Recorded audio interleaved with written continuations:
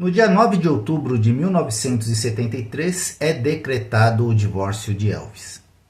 Apenas 6 dias depois, Elvis é internado no Hospital Batista, semicomatoso.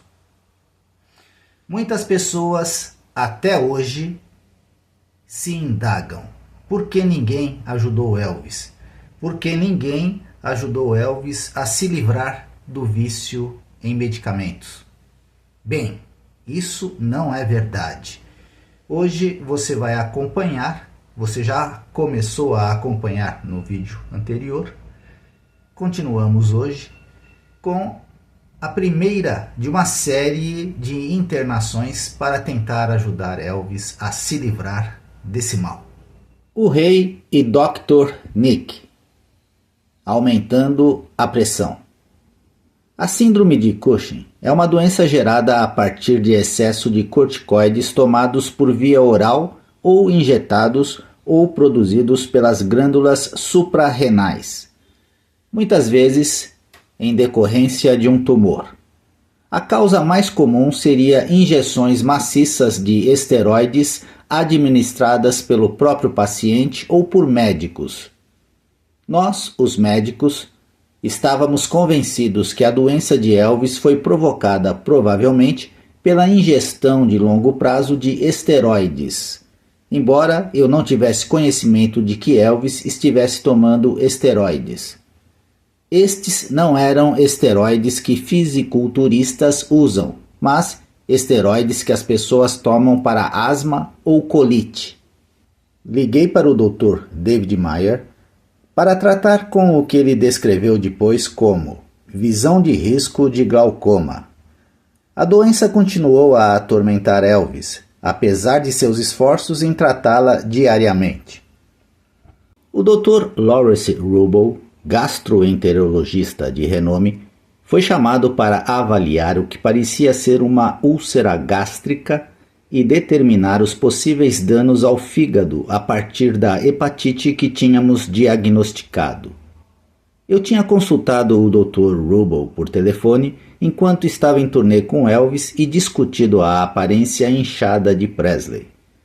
Eu tinha dito a ele sobre os períodos de sobrepeso de Elvis, acrescentando que sua condição não era claramente de uma pessoa gorda. O rosto e corpo de Elvis nunca haviam chegado a esta medida em tão pouco tempo.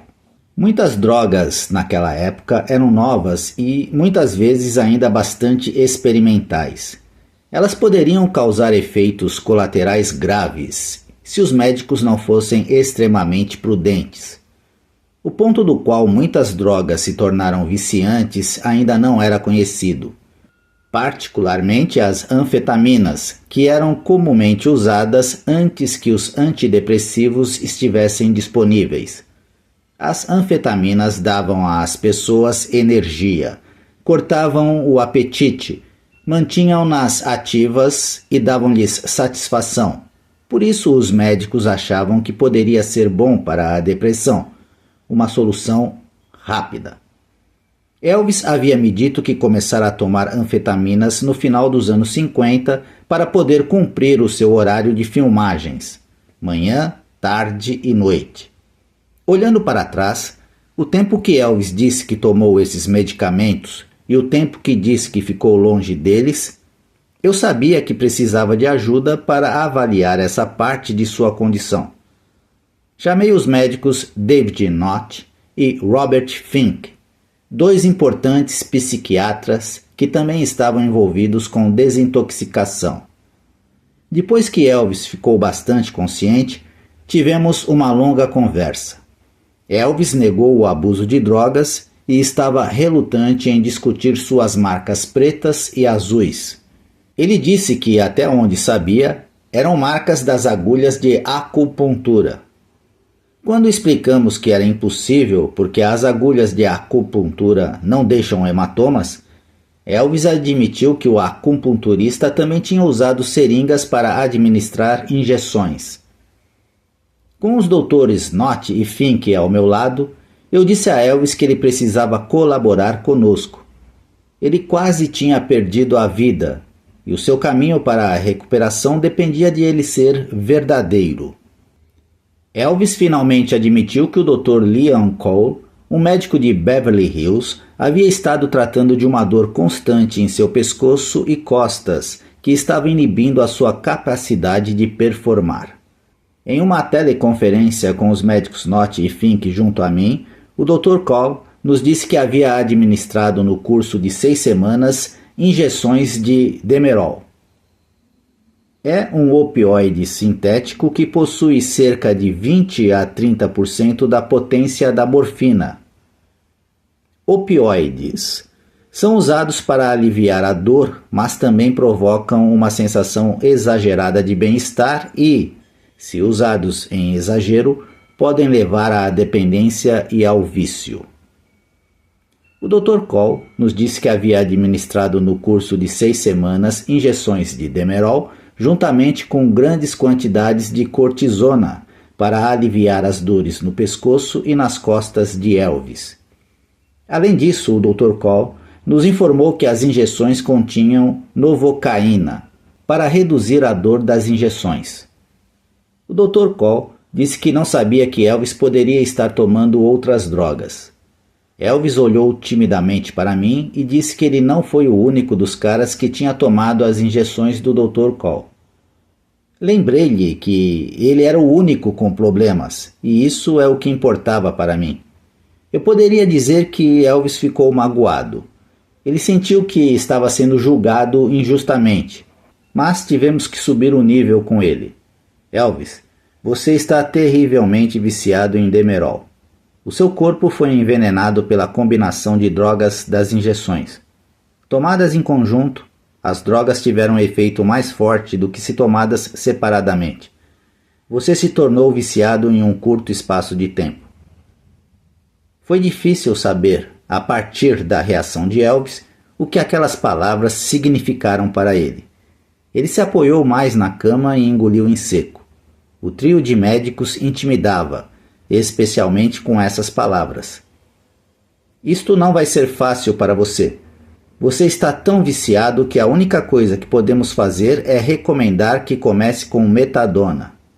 É um narcótico substituto sintético que usamos para viciados em heroína, mas é a coisa mais segura para usarmos enquanto o seu corpo se desvincula do Demerol.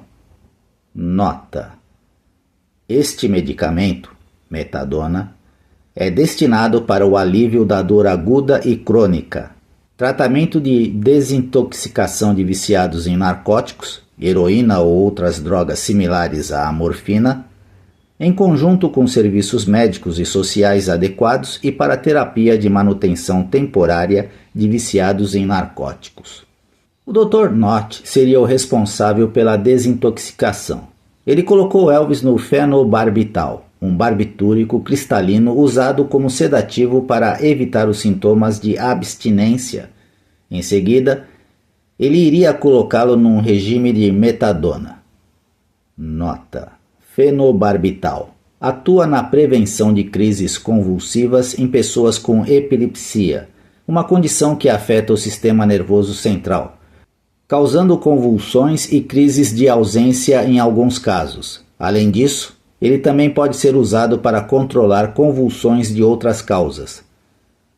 Durante um período de 6 semanas de terapia intensiva, o Dr. Knott disse a Elvis: mas acho que podemos livrá-lo das drogas, incluindo o seu uso recreativo.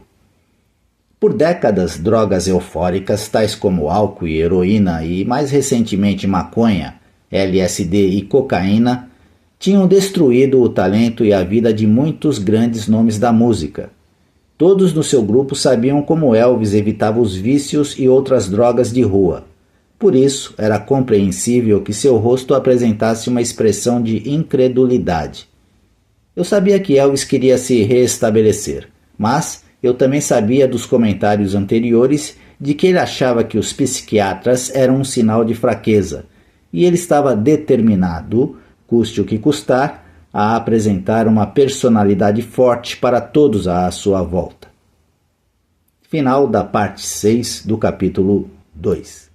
Eu volto amanhã às 8 horas da noite Dando continuidade a essa história, Elvis para sempre.